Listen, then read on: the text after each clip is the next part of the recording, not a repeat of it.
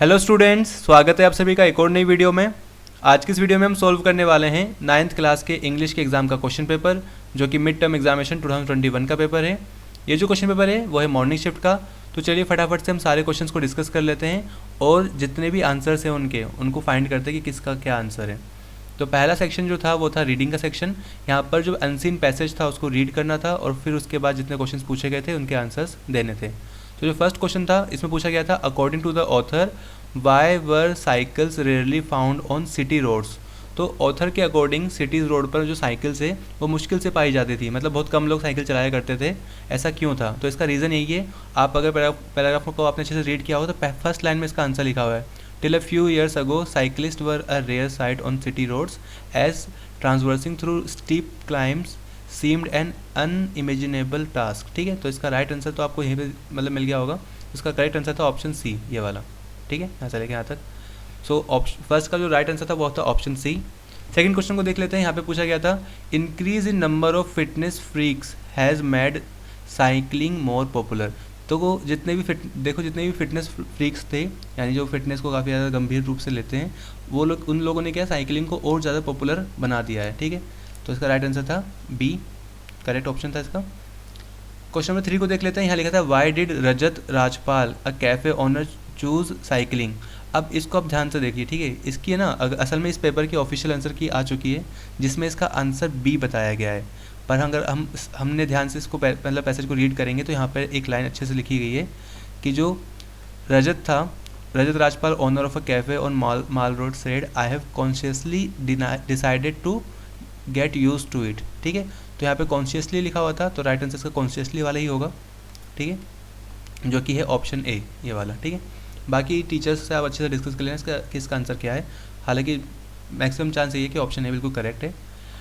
Question number 4 को देख लेते हैं। यहाँ पे पूछा गया था, compared to motor bike cycling takes more time but it keeps less. देखो, साइकिलिंग से ज़्यादा समय तो लगता है, पर हमारा जो इन्वायरमेंट है वो क्या रहता है, साफ़ सुथरा रहता है। तो इसका राइट आंसर होगा सी, फोर्थ का, द इन्वायरमेंट क्लीन। तो साइकिलिंग से क्या होता है, हमारा जो इन्वायरमेंट है वो साफ़ सुथरा रहता है।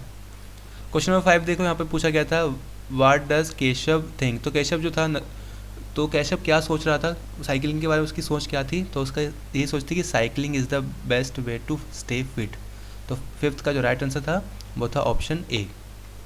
6 को देख लेते हैं। यहाँ पे कहा गया था, यानी पूछा गया था कि bicycles are now available on rent for. देखो, तो बाईसाइकिल किसके लिए रेंट पर मतलब अवेलेबल थी? तो टूरिस्ट्स के लिए और फिटनेस फ्रीक्स के लिए। तो इसका राइट आंसर था ऑप्शन डी, क्वेश्चन नंबर 6 का।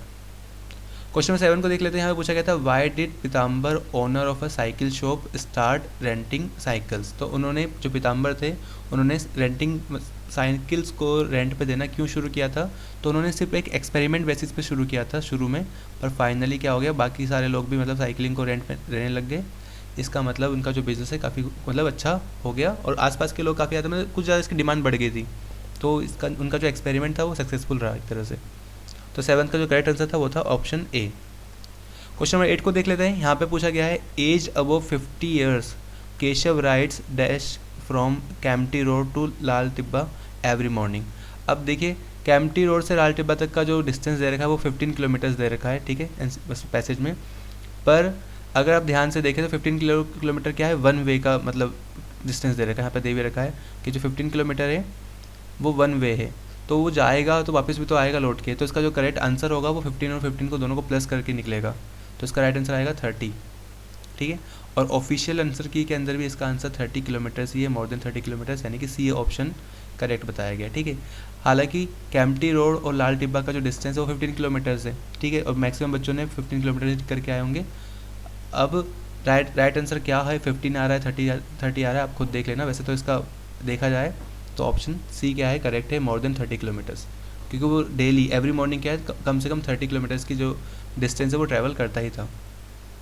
क्वेश्चन नंबर 9 को देख लेते हैं। यहाँ पे कहा गया है कि from the options given below select the word closest in the meaning to overwhelming.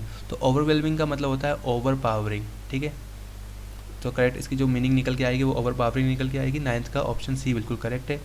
10th question को देख लेते हैं। यहाँ पे कहा गया है, विच of the following word is antonym, मतलब ऑपोजिट होता है एंटोनिम का मतलब। सो किसका ऑपोजिट?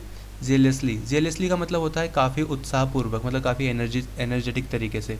अब जेलियसली का जो ऑपोजिट निकलेगा वो आएगा अनएंथुजियास्टिकली, मतलब बिना किसी उत्साह के, एंटोनिम। ठीक है, तो 10th का जो राइट आंसर था वो था ऑप्शन बी। यहाँ पे जो सेकंड पैसेज था उसको भी ठीक से रीड करने के बाद, ये पूरा वाटर के ऊपर पैसेज था सेकंड वाला, इसको रीड करने के बाद आंसर्स देने थे। तो यहाँ पे जो पहला मतलब 11th क्वेश्चन था वहाँ पे पूछा गया था according to the 2001 census the annual per capita water availability was dash cubic metres.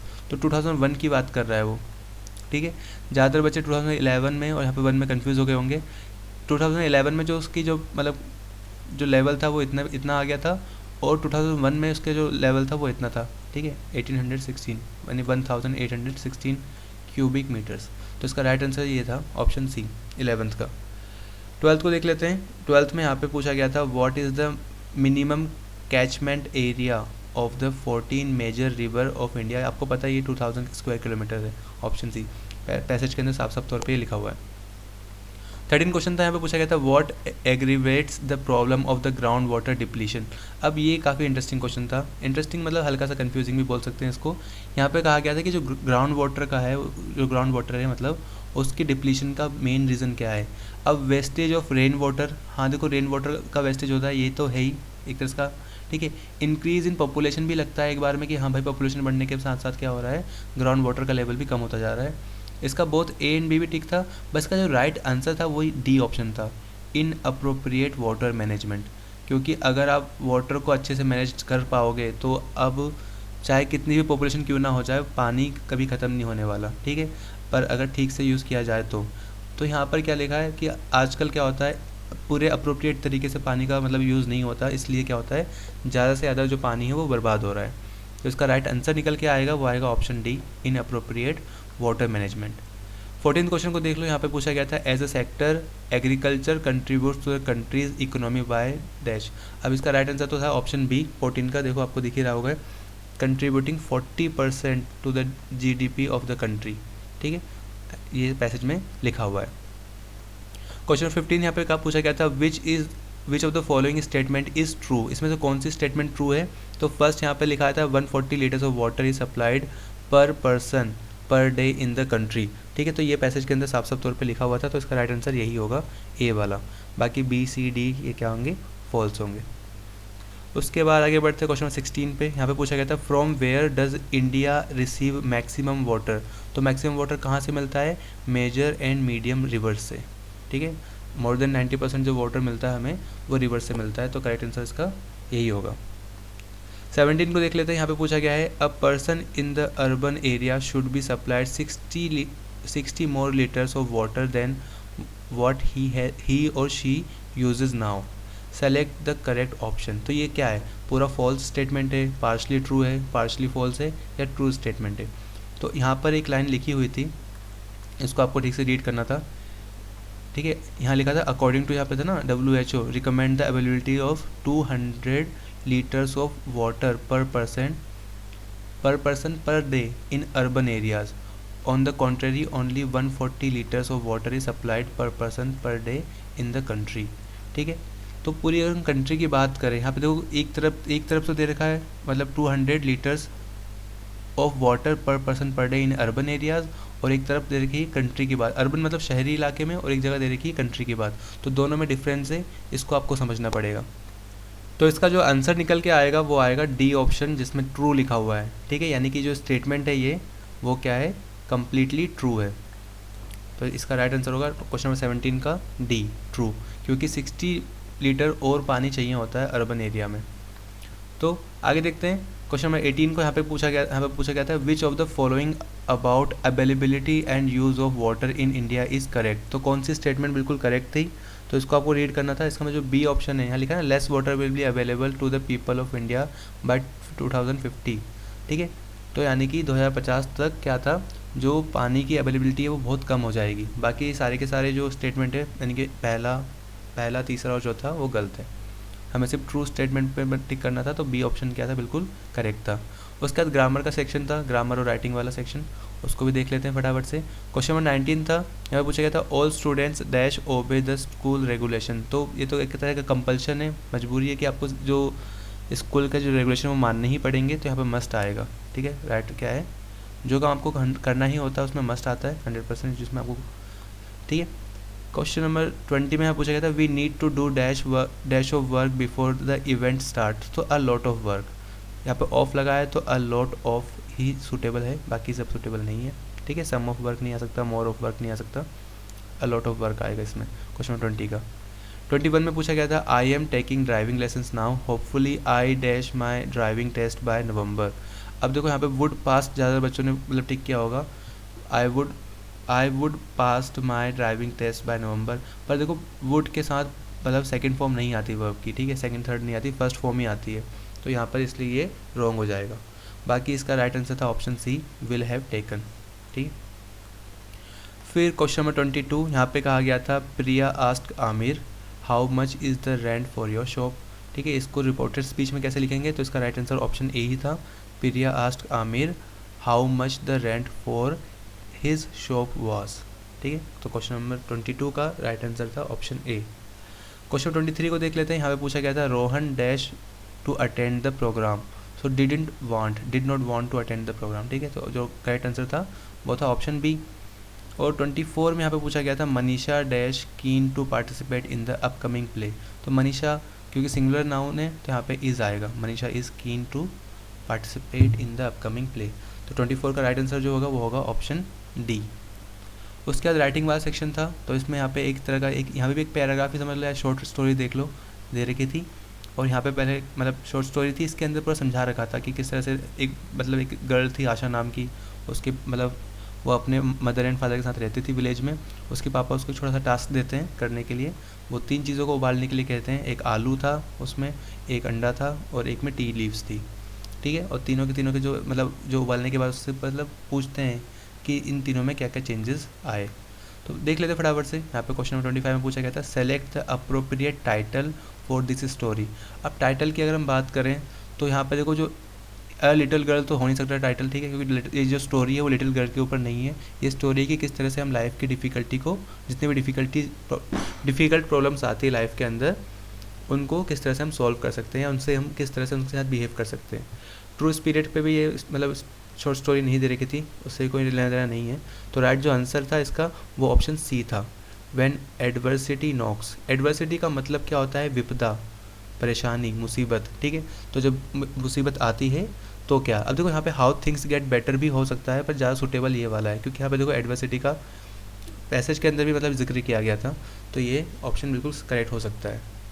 यहाँ लिखा भी है ना, when adversity calls we should respond exactly the way they do, तो जब भी हमारे साथ परेशानी आती है या मुसीबत आती है तो हमें मुसीबत के अकॉर्डिंग ही अपने आप को मतलब हमें बिहेव करना चाहिए, तो राइट आंसर इसका ऑप्शन सी होगा। 26 को देख लेते हैं, वहाँ पे बोला गया था read the following sentence and choose the option that gives the correct sequence of event, तो जितने भी इवेंट्स हुए थे उनको हमें सीक्वेंस में लगाना था। सबसे पहले तो देखो a girl named Asha lived with her mother and father, ये तो फर्स्ट था।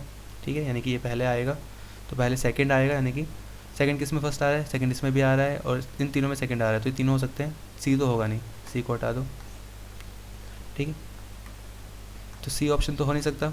उसके बाद आगे देखते हैं, ये पहले आएगा सेकंड वाला, उसके बाद her father assigned a simple task. ठीक है, उसके बाद सेकंड के बाद फर्स्ट आएगा, फिर फोर्थ आएगा और फिर थर्ड आएगा, तो राइट आंसर जो था वो था बी ऑप्शन, ये वाला, सेकंड, फर्स्ट, फिर फोर्थ एंड थर्ड। आगे है 27, यहाँ पे कहा गया था complete the following by choosing the best option. Potato अगर सॉफ्ट हार्टेड होता है तो एग क्या था। अब अगर हम इस स्टोरी को देखें तो पोटैटो क्या हो जाता है, वो सॉफ्ट हो जाता है, पहले हार्ड होता है फिर बॉयल होने का सॉफ्ट हो जाता है, पर एग क्या करता है, एग ऑपोजिट करता है, पहले सॉफ्ट होता है अंदर से, बाद में हार्ड हो जाता है, तो इसका आएगा हार्ड हार्टेड, तो ऑप्शन सी बिल्कुल करेक्ट होगा। यहाँ पे सेमी हार्ड भी दे रखा है, ठीक है, काफ़ी इंटरेस्टिंग ऑप्शन दे रखा है वैसे ये, पर नहीं, इसमें हार्ड हार्टेड ही आएगा, जो कि राइट आंसर ऑप्शन सी होगा। 28 को देखो, यहाँ पे पूछा गया था which option from the following best describes the characteristics of the father.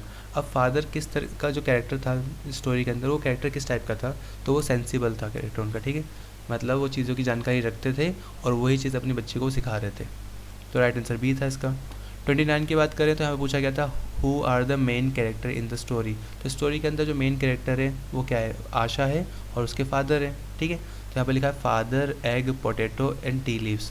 अब देखो यहाँ पे एग, पोटैटो और टी लीव्स भी स्टोरी के अंदर है, ऐसी बात नहीं है, पर आशा कहाँ है, यहाँ पे आशा भी दे देते इससे अच्छा। तो यहाँ पे अगर आशा भी लिखा होता तो हम चलो हम इस पर टिक कर देते, पर राइट आंसर ये नहीं हो सकता, ठीक है। तो मेन कैरेक्टर थे आशा एंड हर फादर, ठीक है। लिविंग जो थिंग्स थी वो दो ही थी, आशा और उसके फादर, बाकी एग, पोटैटो, टी लीव्स उसमें मेन कैरेक्टर नहीं थे। उसके बाद बढ़ते हैं आगे क्वेश्चन नंबर 30 की तरफ। यहाँ लिखा है select the option that rightly express the moral of the story. तो स्टोरी का मोरल क्या है, मोरल क्या निकला है, तो मोरल यही निकला है कि भाई we can choose how to respond to a difficult situation. जब भी डिफ़िकल्ट सिचुएशन आएगी तो हमको उसी सिचुएशन के अकॉर्डिंग बिहेव करना है, ठीक है। तो यही चीज़ सिखा रही है स्टोरी, और कुछ नहीं सिखा रही, ठीक है। यहाँ पे आगे लिखा है life will give us many difficult situation. हाँ ये तो है, बट स्टोरी के अंदर इसका जिक्र नहीं है। वन मस्ट एक्ट नर्वसली इन डिफ़िकल्ट सिचुएशन, तो नर्वसली तो होना नहीं चाहिए ज़्यादा डिफ़िकल्ट सिचुएशन में, तो ये भी ऑप्शन नहीं हो सकता। डिफ़िकल्ट सिचुएशन ब्रेक अस, तो ये भी इसका ऑप्शन नहीं हो सकता। तो राइट आंसर था ऑप्शन ए 30 का। इस तरह से मतलब राइटिंग और जो था राइटिंग और ग्रामर वाला पार्ट कंप्लीट हो गया। उसके बाद लिटरेचर वाला पार्ट है जो कि बुक से था पूरा, ठीक है। 26 क्वेश्चन थे इसके अंदर जो हमें अटैम्प्ट करने थे 30 में से। तो पहला जो पैसेज था यहाँ पे राइटिंग वाला, उसमें मतलब लिटरेचर वाले में सॉरी, तो यहाँ पे एवलिन ग्लेनी वाला लिटरेचर मतलब जो द साउंड ऑफ म्यूज़िक से लिया गया था। स्टोरी बिल्कुल सिंपल सी है, काफ़ी अच्छी कहानी थी ये, ठीक है, रियल लाइफ इवेंट है। तो यहाँ पे पहला क्वेश्चन पूछा गया था 31 का, which places had Evelyn work for. तो एवलिन किस प्लेसेस के लिए काम करती थी। एवलिन एक आर्टिस्ट थी, तो वो किसी भी चीज़ के लिए काम किसी भी व्यक्ति के लिए काम नहीं करती थी। एक्चुअली में वो किया करती थी, वो परफॉर्म करती थी प्रिजन्स एंड हॉस्पिटल्स के लिए। तो राइट आंसर ऑप्शन बी होगा इसका, ठीक है। आगे देख लेते हैं 32 की तरफ। यहाँ लिखा था to whom has Evelyn given inspiration. तो वो किसको इंस्पायर करती थी, हैंडीकेप पीपल को, ठीक है। ऑप्शन सी बिल्कुल करेक्ट था इसका 32 का। 33 को देख लेते हैं, which of the following statement is false. इनमें से कौन सी स्टेटमेंट फॉल्स है। तो यहाँ पर जो लिखा है यहाँ पर B option, Evelyn has not given enormous pleasure to millions, ठीक है। तो एवलिन ने ना ज़्यादातर लोगों को मतलब प्लेजर यानी खुशी दी थी। यहाँ पर नॉट लिखा हुआ है, यानी कि इसलिए ये स्टेटमेंट क्या हो जाएगी, फॉल्स। बाकी सारी ट्रू होगी। तो 33 का जो राइट आंसर होगा वो होगा ऑप्शन बी। 34 को देख लेते हैं। यहाँ पर सूटेबल वर्ड को हमें एक्सट्रैक्ट लिखना है, जैसे मिजरी का प्लेजर दे रखा है एक तरह से, मिजरी मतलब दुख, प्लेजर मतलब खुशी। तो टाइनी का क्या हो जाएगा, इनॉर्मस मतलब बड़ा, टाइनी मतलब छोटा, तो इनॉर्मस मतलब बड़ा। तो राइट आंसर होगा ऑप्शन डी 34 का। 35 को देख लेते हैं। यहाँ पे पूछा गया था Evelyn has already dash more than most people twice her age. तो यहाँ पे अचीव्ड आएगा ऑप्शन बी, एवलिन ने अपनी एज के डबल व्यक्तियों से भी ज़्यादा चीज़ें अचीव कर ली थी। तो ये बिल्कुल राइट आंसर था 35 का। उसके बाद यहाँ पे दोबारा से एक और एक्सट्रैक्ट दे रखा है जो कि फ्रॉम माई चाइल्डहुड से दे रखा है, मतलब ठीक है, माई चाइल्डहुड जिसमें डॉक्टर APJ अब्दुल कलाम की स्टोरी है उससे दिया गया है ये। तो यहाँ पे जो पहला क्वेश्चन था यानी कि 36 क्वेश्चन था, उसमें पूछा गया था what is the name of the pond. उस पॉन्ड का नाम क्या था, तो राम तीर्थ नाम था उसका, द रामा तीर्थ यहाँ पे लिखा हुआ भी है। 37 क्वेश्चन में पूछा गया था find the a word from the passage that means images of God. अब इमेजेस ऑफ गॉड को बोलते हैं आइडल्स, तो ऑप्शन बी बिल्कुल करेक्ट है 37 का। 38 को देख लेते हैं, what type of stories were told to the writer at bed time. तो बेड टाइम पे उनको क्या है, रामायण महाभारत की कहानियाँ और ऊपर से प्रोफेट की जो कहानियाँ हैं वो सुनाई जाती थी। तो इसका राइट आंसर आएगा इवेंट्स फ्रॉम रामायण। तो जो इसमें रामायण का जिक्र किया गया है तो रामायण ही लिखना पड़ेगा, ऑप्शन डी, ठीक है, करेक्ट होगा।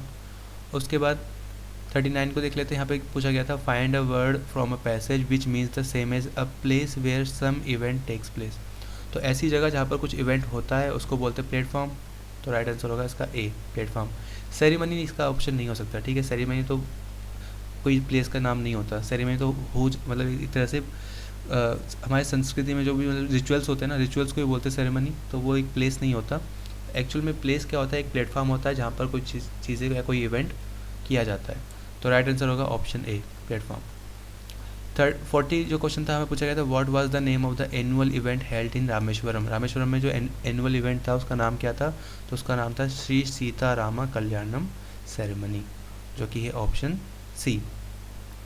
आगे है ये द विंड पोएम था, उसमें से एक एक्सट्रैक्ट दे रखा था, ठीक है, कुछ लाइंस दे रखी थी। उसके बाद कुछ क्वेश्चन पूछे गए थे। तो 41 क्वेश्चन में पूछा गया था how does the wind behave with the non living object. तो नॉन लिविंग ऑब्जेक्ट के साथ विंड किस तरह का बर्ताव या किस तरह का बिहेव करती थी, इट क्रशेस देम ऑल। तो राइट आंसर इसका ए था, ठीक है 41 का। 42 को देख लेते हैं, यहाँ पे पूछा गया था who is the poet of the poem. अब पोएट की बात करें तो सुब्रमण्यम भारती थी, जिन्होंने इसको ओरिजिनली तमिल में लिखा था, बाकी इसका इंग्लिश में ट्रांसलेट किसी और ने किया था। तो राइट आंसर इसका ऑप्शन बी होगा। 43 को देख लेते हैं, यहाँ पे पूछा गया था what does the wind god winnows. तो विंड गॉड किस चीज़ को उड़ा देते हैं, तो anything that is big and strong, anything that is artificial, anything that is weak and crumbling. हर वो चीज़ जो कमज़ोर हो, ठीक है, उसको वो उड़ा देते थे विंड गॉड, ठीक है। तो राइट आंसर ऑप्शन सी होगा। 44 को देख लेते हैं, यहाँ पूछा गया था the poet uses a word crumbling a number of times in the poem, what does the effect does repetition, what effect does repetition bring. तो जो क्रम्बलिंग जो वर्ड आया है वो कई बार मतलब बार बार आया है, ठीक है, और बार बार रिपीट हुआ है। इसका मतलब क्या है, वो क्या चीज़ कौन सा इफेक्ट को लेके आ रहा है। To bring a sense of insecurity, नहीं ये नहीं हो सकता। To bring a rhyming effect, मतलब क्रम्बलिंग बार बार लाने से, मतलब बार बार यूज़ करने से राइमिंग का इफेक्ट हो रहा है, नहीं। To emphasise the importance of object, object के बारे में नहीं, इसका राइट आंसर होगा option D. To emphasise a feeling और आइडिया, तो मतलब किसी एक फीलिंग के ऊपर या किसी एक आइडिया के ऊपर जोर दिया जा रहा है क्रम्बलिंग वर्ड को बार बार रिपीट करके। तो राइट आंसर ऑप्शन डी होगा इसका 44 का। क्वेश्चन 45 को देख लेते हैं, यहाँ पूछा गया था pick out a word which is antonym of crumbling. Crumbling मतलब कमज़ोर, ठीक है, तो क्रम्बलिंग का जो एंटोनिम या अपोजिट बनेगा वो बनेगा स्ट्रेटनिंग, मतलब ताकतवर या स्ट्रॉन्ग। ए ऑप्शन बिल्कुल करेक्ट होगा। उसके बाद है यहाँ पे दोबारा से आगे दे रखा है कि आई वॉन्ट दैट टॉय, ये मतलब जो द लॉस्ट चाइल्ड वाला चैप्टर था, फर्स्ट चैप्टर, उसी में से दिया गया क्वेश्चन, मतलब एक्सट्रैक्ट उसका क्वेश्चन पूछे गए। तो 46 क्वेश्चन में पूछा गया था what did the father do when the child said I want that toy. जब बच्चे ने कहा कि मुझे वो खिलौना चाहिए, तो फादर ने क्या कहा, ठीक है। इसके ऑप्शन काफ़ी मज़ेदार हैं, उनको हम पढ़ लेते हैं पहले। यहाँ पे पहले लिखा था he at once bought the toy for the child, मतलब उन्होंने मतलब तुरंत वो खिलौना बच्चे को दे दिया खरीद कर। He began to beat the child, वो बच्चों को मारने लगे। हाँ वैसे ज़्यादातर तो होता ही है, बच्चे पिट जाते हैं, पर इस स्टोरी के अंदर ऐसा नहीं था। He looked at the child red eyed, वो बच्चे को लाल आंखों से देखने लगे, गुस्से से देखने लगे। हाँ तो ये बिल्कुल सही है, वो बच्चे को गुस्से से देखने लगे, ऑप्शन सी बिल्कुल करेक्ट था। 47 क्वेश्चन को देख लेते हैं, यहाँ पे पूछा गया था who was accompanying the little boy. तो लिटिल बॉय के साथ कौन कौन जा रहा था, तो his father his mother both A and B, ठीक है। तो सी ऑप्शन बिल्कुल करेक्ट है। जो मेला देखने जा रहे थे विलेज फेयर में, मतलब लिटिल बॉय के साथ उसके मदर और फादर भी जा रहे थे। उसके बाद where were the child and his parents going, कहाँ पे जा रहे थे, तो विलेज फेयर में जा रहे थे, ऑप्शन डी बिल्कुल करेक्ट है ये, इसमें तो कुछ सोचने वाली बात नहीं है, चैप्टर अच्छे से रीड किया होगा तो कोई दिक्कत नहीं आएगी। 49 को देख लेते हैं, how did the flowering mustard field look. तो फ्लावरिंग मस्टर्ड फील्ड किसकी तरह दिख रही थी, तो pale like melting gold, option B बिल्कुल करेक्ट था 49 का। क्वेश्चन 50 को देख लेते हैं, which quality of the mother is displayed in the extract. तो इस एक्सट्रैक्ट के अंदर या इस छोटे से पैराग्राफ के अंदर मदर की कौन सी क्वालिटी को डिस्प्ले किया गया है। देखो मदर की अफेक्शनेट वाली क्वालिटी को यहाँ इसमें डिस्प्ले किया गया है। अफेक्शनेट मतलब प्यार करना, वो अपने बच्चे से बहुत ज़्यादा प्यार करती है, तभी उसने अपने बच्चे का जो ध्यान है कहीं और लगाया और उसको अपने पापा से उसके मतलब मार खाने से भी बचा लिया। एक तरह से मतलब यहाँ पे जो पर्सनैलिटी दिखाई गई है मदर की, जो क्वालिटी दिखाई गई है वो है अफेक्शनेट, मतलब वो अपने बच्चे से बहुत प्यार करती है, ठीक है। उसके बाद आगे देखते हैं 51 को, यहाँ पे कहा गया who did the bricklayer hold responsible for making a weak wall. तो जो ब्रिकलेयर था उसने किसको रिस्पॉन्सिबल ठहराया कि भाई दीवार उसकी वजह से कमज़ोर बनी, तो द डांसिंग गर्ल, ठीक है। ये तो बिल्कुल सिंपल 10 क्वेश्चन थे, ये तो बिल्कुल आपको मतलब बुक से दे रखे सीधे सीधे। तो 51 का राइट आंसर ऑप्शन बी था। 52 को देख लेते हैं, what did the child realise in the end of the lost child. The lost child story में चाइल्ड को आखिर में क्या रियलाइज़ होता है, उसको ये रियलाइज़ होता है कि उसके जो पेरेंट्स है वो सबसे ज़्यादा वैल्यूबल है, ठीक है, that parents are the most valuable. 53 को देख लेते हैं, यहाँ पे कहा पूछा गया था मार्गी वॉज डिसअपॉइंटेड बिकॉज दे। मार्गी किस तरह से किस लिए डिसअपॉइंटेड थी, because they didn't take away the mechanical teacher, वो मैकेनिकल टीचर को लेकर नहीं गए थे। उस जो इंस्पेक्टर आया था उसने क्या करा था, मैकेनिकल टीचर को घर पे ही ठीक कर दिया था। अब मार्गी सोच रही थी कि वो उसको लेके जाएगा तो वो अपना एंजॉयमेंट करेगी, मतलब खेलेगी कूदेगी, बट ऐसा नहीं हुआ, इसलिए वो काफ़ी ज़्यादा डिसअपॉइंटेड थी। तो ऑप्शन डी बिल्कुल सही है। उसके बाद 54 को देख लेते हैं। यहाँ पे पूछा गया था why did the poet choose the second road. Poet ने सेकेंड रोड क्यों चूज़ किया। The road not taken poem का से दिया गया था ये, इसका राइट आंसर ये था because it was not use by many people and appealed to the poet. तो राइट आंसर इसका ऑप्शन ए ही होगा, क्योंकि उस रोड पे ज़्यादातर लोग नहीं गए थे और वो रोड पोएट को अपील कर रहा था एक तरह से, इसलिए उसने वो रोड चूज़ किया था। 55 क्वेश्चन में यहाँ पे पूछा गया था how did toto have his bath in winter. तो विंटर में टोटो किस तरह से बात करता था। जो ग्रैंड मदर थी उसके लिए क्या बाउल, लार्ज बाउल के अंदर गर्म पानी लेकर आती थी, तब वो नहाता था। तो राइट आंसर इसका ऑप्शन बी होगा। क्वेश्चन 56 को देख लेते हैं। यहाँ पे पूछा गया था where was the little swallow going in the happy prince. अब हैप्पी प्रिंस स्टोरी के अंदर जो स्वेलो है वो कहाँ जा रहा था, तो वो इजिप्ट जा रहा था। ठीक है, तो राइट आंसर इसका ऑप्शन सी है। 57 में देखो इन the and Kezia felt that. कहानी केजिया वाली स्टोरी में, द लिटिल गर्ल वाली स्टोरी के अंदर केजिया आखिरी में क्या फील करती है, वो ये फील करती है कि उसके पापा का his father had a big heart. ठीक है, तो राइट आंसर इसका होगा ऑप्शन बी 57 का। उसके बाद है 58। यहाँ पे क्वेश्चन इसमें पूछा गया है कि Einstein was deeply shaken due to the destruction caused by. मतलब आइंस्टाइन को सबसे ज़्यादा दुख किस चीज़ का हुआ था, किस चीज़ के डिस्ट्रक्शन हुआ था। तो एटॉमिक बम का जो डिस्ट्रक्शन हुआ था जापानीज सिटीज़ के ऊपर, उसकी वजह से। तो राइट आंसर इसका ऑप्शन डी होगा 58 का। क्वेश्चन 59 यहाँ पे पूछा गया था the little women baked a cake for Saint Peter then why did she not give it to him. तो वो उसको क्यों नहीं देती है, because she thought it was too big to give away. वो उसे लगता है कि भाई ये केक तो काफ़ी बड़ा है देने के लिए, तो इसलिए वो उसको देती नहीं है। तो राइट आंसर होगा ऑप्शन ए 59 का। और जो लास्ट क्वेश्चन है क्वेश्चन 60, उसमें पूछा गया है कि Bismillah Khan was deeply attach to the Ganga. इसका राइट आंसर था option C the Ganga. Bismillah Khan क्या था, उनका अटैचमेंट गंगा से बहुत ज़्यादा था। तो इस तरह से आपका जो पेपर है इंग्लिश का वो कंप्लीट होता है। सारे सोल्यूशन मैंने बता दिए। फिर भी अगर कोई डाउट रह जाता है तो आप कमेंट करके पूछ सकते हैं। और अगर वीडियो पसंद आई तो वीडियो को लाइक करना और ज़्यादा से ज़्यादा शेयर करना। और ऐसे ही सारे पेपर के सॉल्यूशन टाइम से पाने के लिए चैनल को सब्सक्राइब भी कर लेना। मिलते हैं अगली वीडियो में, तब तक के लिए stay safe and keep learning.